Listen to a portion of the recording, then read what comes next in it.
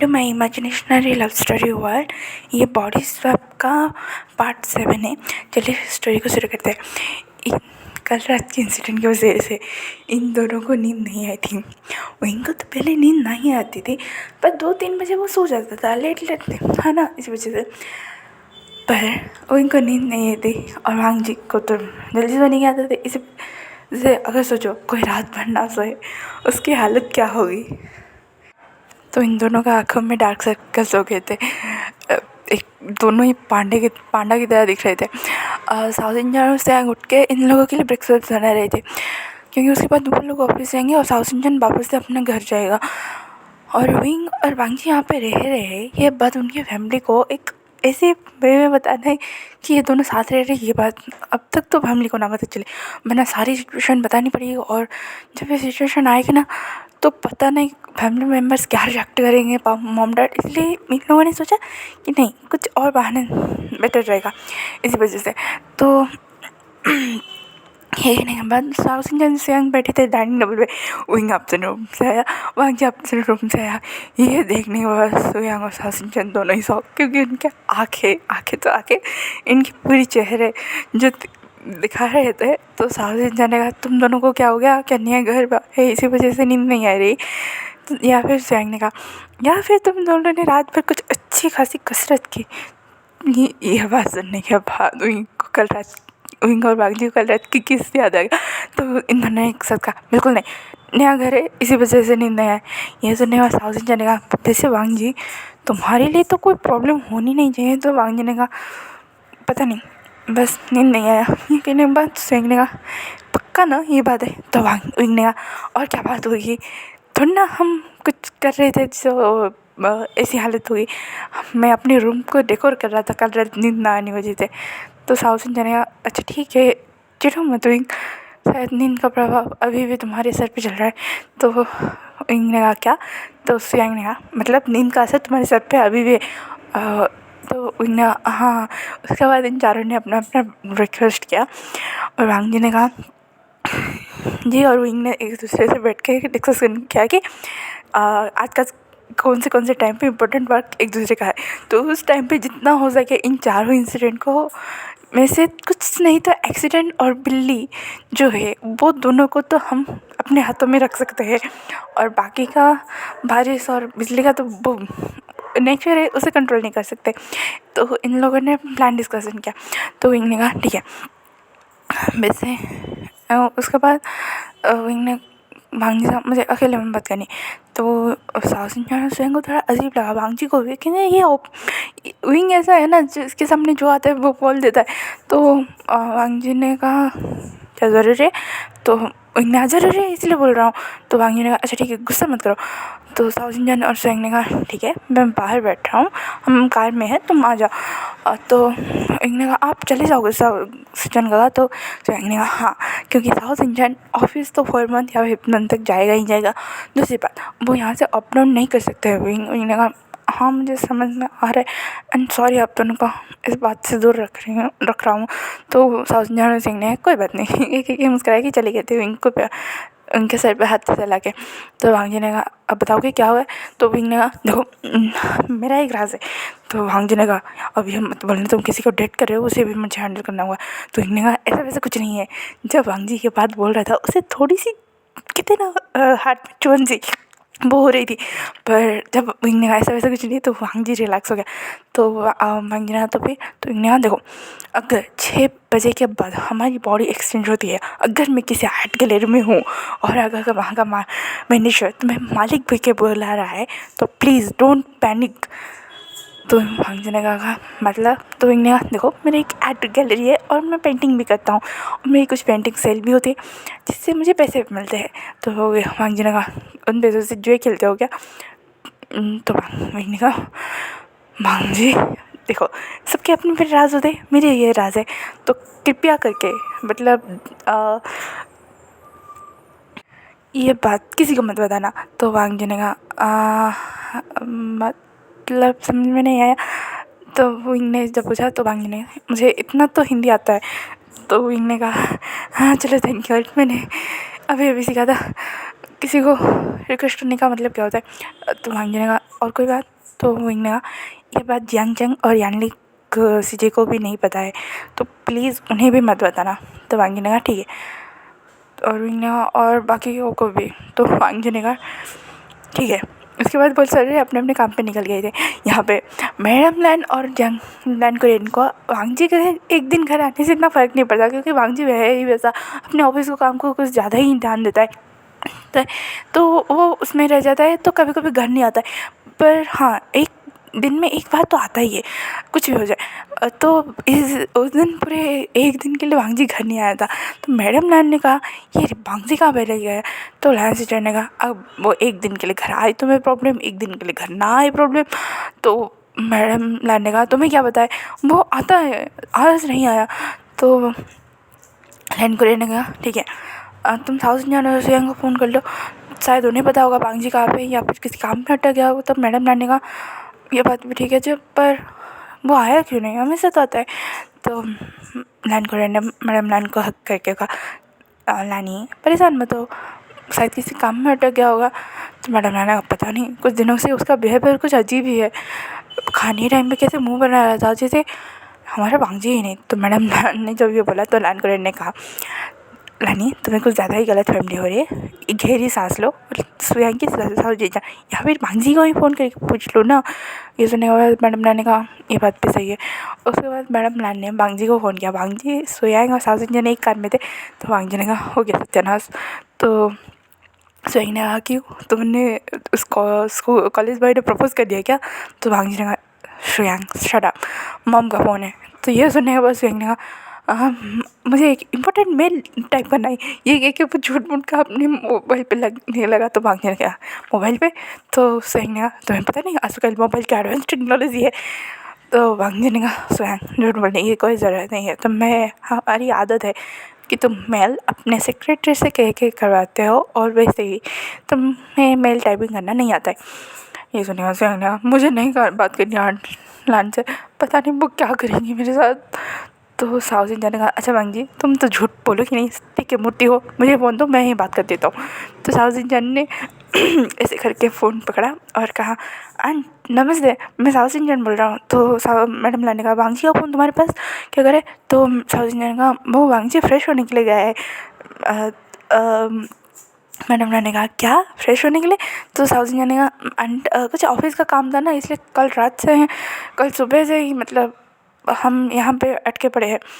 तो मैडम ने कहा ये बच्चा भी ना तुम्हें भी परेशान कर रहा है इस हालत में। तो साउथ इंडियन ने कहा नहीं मुझे भेज दिया था, सुयांग और वांगजी लगे पड़े थे, अभी मैं वांगजी के लिए क्लॉथ लाया हूँ और सुयांग के लिए भी क्लॉथ लाया हूँ, ब्रेकफास्ट के लिए हम बस निकल ही रहे हैं, तो करने के बाद निकल जाएंगे अपने अपने काम पे फिर से। तो मैडम ने कहा साउथ इंडियन इन दो गधों की ना कोई काम मदद करने की ज़रूरत नहीं तुम्हें इस हालत में, और वैसे भी मैंने उस वांगजी से कहा था तुम्हें रेस्ट देने के लिए, पर वो गधा। तो साउथ इंडियन ने कहा नहीं उसने मेरी ही जिद थी आंट, और वैसे भी मुझे घर पे बैठ के बोर फील होगा। तो मैडम ने कहा मेरे घर आ जाओ, हम दोनों बहुत सारी बातें करें।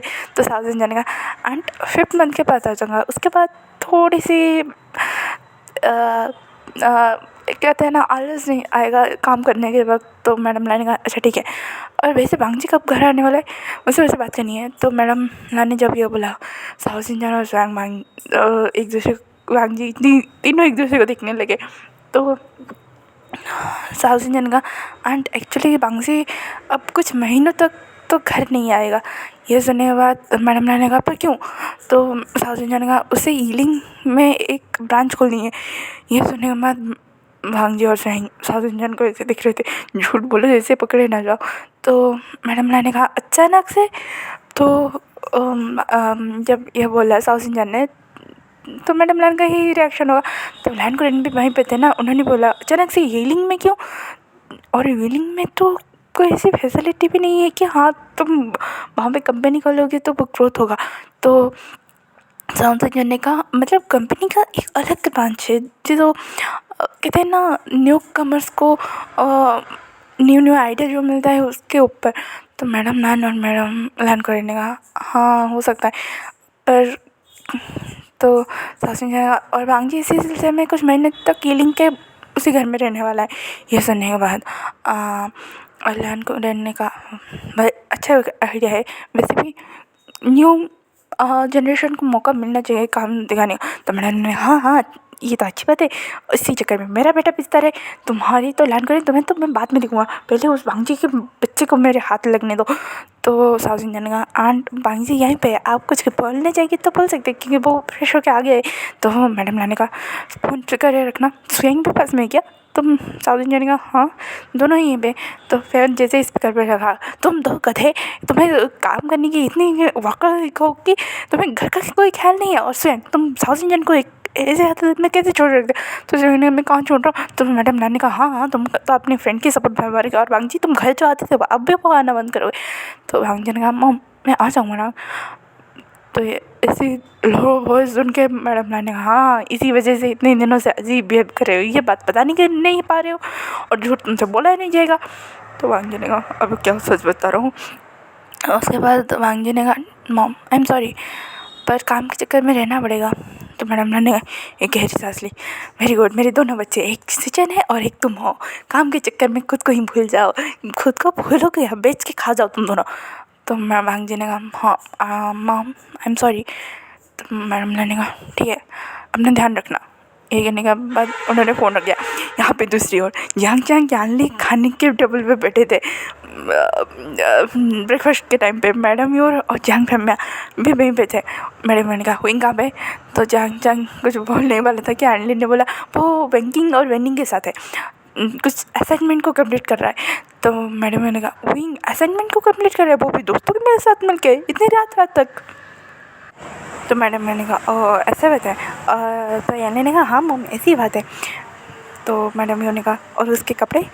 तो जंग जंग ने कहा बहुत सारे लॉन्ड्री पे गए हैं। तो मैडम ने कहा इन दोनों की तो जंग मैंने कहा एक बार सच बोल देने से क्या हो जाएगा बच्चों, तुम्हारी तो खेल नहीं आज।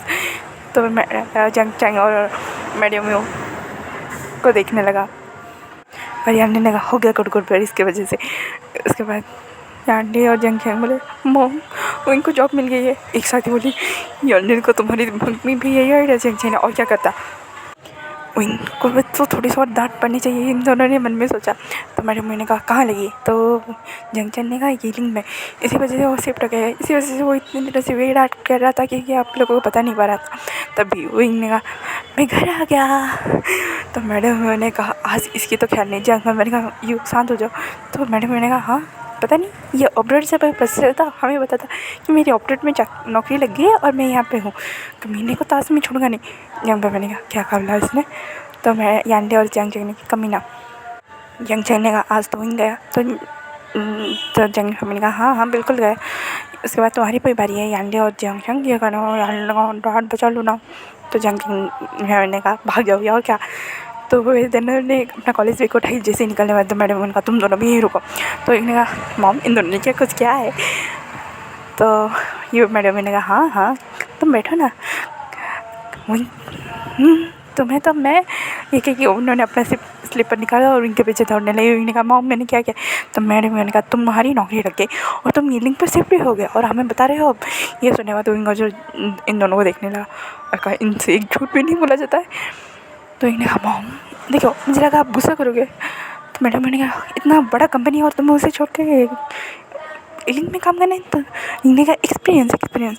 तो इनको एक जोर से लगी चप्पे लगा, अयो लग गया उली बोला। उसके बाद मैडम ने कहा बेटा तुम दिनों कि तुम्हें हमें बताना ही नहीं चाहिए, गुस्सा इस बात पे आया कि तुमने हमसे बात छुपाई, ना कि इस बात से कि तुम कहीं और काम कर रहे हो। तो इन्होंने कहा आगे से ऐसा नहीं होगा। ये कहने के बाद इन्होंने मैडम को मना लिया था और वो कॉलेज उनके साथ चला गया था। और रास्ते भर इन दोनों को ऐसे देख रहा था कि इनसे एक झूठ भी नहीं बोला जाता था। यानी ने कहा मुझे ऐसे मत देखो। तो जंग जंग ने और मुझे देखने की कोशिश भी मत करना। ने कहा चलो एक बात तो ऐसी हुई कि तुम्हारी मुझसे सच्चाई नहीं निकली। एक एक वो अपने अपनी क्लासेस में निकल गए थे। वहाँ से लिंक के लिए निकल गया था क्योंकि ज़्यादा दूर नहीं जाना पड़ता था कॉलेज को, और वांगजी को भी अपनी ऑफिस के लिए इतना दूर तो नहीं पड़ रहा था। तो विंग अपनी आर्ट गैलरी में पहुंचा था। वहाँ पे उसने अपनी सारी आर्ट मतलब आज क्या क्या कौन सी पेंटिंग सेल हुई वो देखने लगा था। और तभी विंग और वांग जी के सोल फिर से एक जगह, और वांग जी सीधा उस पेंटिंग के सामने खड़ा था जो उसकी ऑफिस के सामने था। तो वांग जी ने कहा क्या मैं विंग ऑफिस आया था। उसने आसपास देखा तो उसे पता चला कि वो आर्ट गैलरी है।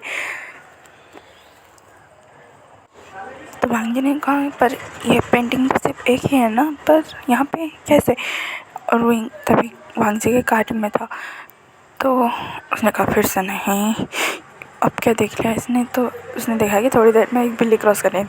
तो वही ना चलो लास्ट मोमेंट पे चल जाओ। और वांग जी तो पता है वो हैंडल कर लेगा। ये कहने के बाद वो वांग जी के सोल मतलब बॉडी में रह के इलिंग के घर पे पहुंचा। तो वांग जी ये भी आर्ट गैलरी से निकल गया था। उसके मैनेजर को कुछ ज़रूरी काम है के और वो सीधा इलिंग के घर पे आगे पहुंचा था। वांग जी का पहला क्वेश्चन वो पेंटिंग सिर्फ एक ही था, जिसने बेचा था उसने बोला था। तो विंग ने जब वांग जी को इसे परेशान देखा मतलब, तो इन्हें वांग जी की बॉडी में रह के बोला तुम इतना परेशान क्यों हो। तो वांग जी ने मैंने आज एक पेंटिंग देखी। तो विंग ने कहा कौन सी वाली। तो वांग जी ने बताया कि कौन सी वाली। तो विंग ने कहा हाँ वो वाली, वो पेंटिंग मेरी लाइफ की सबसे अच्छी पेंटिंग है। पता है मैंने उसके 2 कॉपी बनाए। एक तो सेल हो गया जब मुझे उसकी बहुत ज़्यादा ज़रूरत थी मैं पैसों की, तब सेल हुआ। और अब ये पेंटिंग मैंने खुद से बना के हम पे लगा दी थी। तो वांग जी ने कहा क्या तुमने बनाया। तो विंग ने कहा उसके बाद तो विंग ने बताया उस पेंटिंग के बारे में। और वांग जी पूरा शौक, क्योंकि उसके और उस पेंटिंग के बारे में जो कहते हैं ना सोच पूरी एक जैसी थी। लव केयर अफेक्शन उस पेंटिंग में सब दिखाई दे रहा था। और वांग जी वही चीज़ बहुत ज़्यादा अट्रैक्टिव कर रहा था। और वो भी ऐसा वैसा नहीं, लव नहीं, फैमिली वाला लव। और वैसे भी वो वांग जी की किसी बचपन की याद से जुड़ी है। तो इन्हें कहा पता है मैं एक दिन पार्क में गया था और मैंने उस फैमिली को वहाँ पे दिखा था, पीछे से ही सही पर देखा था। पता नहीं एक बच्चा वहाँ जो था ना वो बहुत ज़्यादा ग्रम्पी था, किसी से बात नहीं कर रहा था, ना अपने मॉम डैड और ना ही अपने भाई काका से। वो बस सिर्फ बैठा हुआ था एक फूल को पकड़ के। उससे मुझे बहुत ज़्यादा कहते हैं ना एक अटैचमेंट सा हो गया था उस चीज़ से। विंग ने धीरे से कहा जिसके पास जो नहीं होता है शायद वो उससे ज़्यादा ढूंढता है। तो वांग ने कहा तुमने कुछ कहा। विंग ने कहा नहीं मुझे कॉफ़ी लेके बालकनी में जाना है, थोड़ी देर के लिए क्लियर रहना है, प्लीज़ डिस्टर्ब मत करना। ये विंग वहाँ से चला गया। वांग जी को थोड़ा अजीब लगा। और यहाँ पे लव एंजल और सॉल एंजल को उसके मन की हालत थोड़ी थोड़ी समझ में तो आ गई थी कि क्यों विंग इतना उदास हो गया। क्योंकि विंग की तब की इमेज है जब उसे पता चला था कि जैंग मिया और मैडी में उसके असली मॉम डैड नहीं है। विंग बालकनी में आके बोला मन में बोला एक तारे को देख के 2 तारे को देख के बोल रहा था पता है शायद मैं इसी वजह से बहुत ज़्यादा सैड था उस दिन। पर उस बच्चे को देख के लगा कि मुझसे ज़्यादा उसे कुछ अटेंशन की ज़रूरत होगी, पर नहीं वो वैसा ही है। और इंसान उस चीज़ को ज़्यादा ढूंढता है जो उसके पास नहीं होता है। और उसने तारा को देखते हुए बोला मम्मा पापा आपको पता है मॉम डैड ने मेरा बहुत अच्छे से ख्याल रखा है। उन्होंने झूठ बोल के सही अपने नाम को मुझ में जिंदा रखा है, तो परेशान मत होइएगा, मैं यहाँ पे खुश हूँ। ये कि विंग वहाँ पे कॉफ़ी पीने लगा। और वांग जी ने जब विंग को ऐसा देखा तो उसे थोड़ा सा अजीब लगा, अपने अंदर ताला बजने लगा, प्यार की फीलिंग्स शुरू हो चुकी है। तो सोलन ने कहा वो तो पहले किससे होनी थी। इसके कि वो दोनों मुस्कुराने लगे और कहने लगे बस ये दोनों एक दूसरे के पैक को कन्फ्यूज़ करते वही बड़ी बात है। ऐसे ही वांग जी और विंग फिर से डाइनिंग टेबल पे डिनर टाइम पे मिले और विंग ने अपने घर की सारी सिचुएशन बता दी।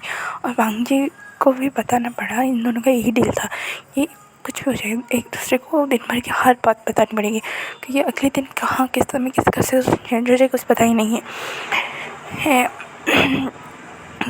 मतलब जो वांग जी के बॉडी में विंग था वो वहाँ पे जाके बोल रहा था, और विंग के बॉडी में जो वांग जी था वो वैसे सोच रहा था। तो आज का पार्ट यहीं पे खत्म होता है। Please ignore the background noise. Thank you for watching and sorry part थोड़े धीरे धीरे लेटली अपलोड होंगे, क्योंकि न्यू घर में शिफ्ट होना पता है ना कितना झंझट है, और मैं रिकॉर्डिंग भी नहीं कर पा रही हूँ। इसी साल ही सब मेरे साथ होना होता है। तो thank you for watching and please stay with me. Thanks for watching. Bye bye cuties and स्वीटीज।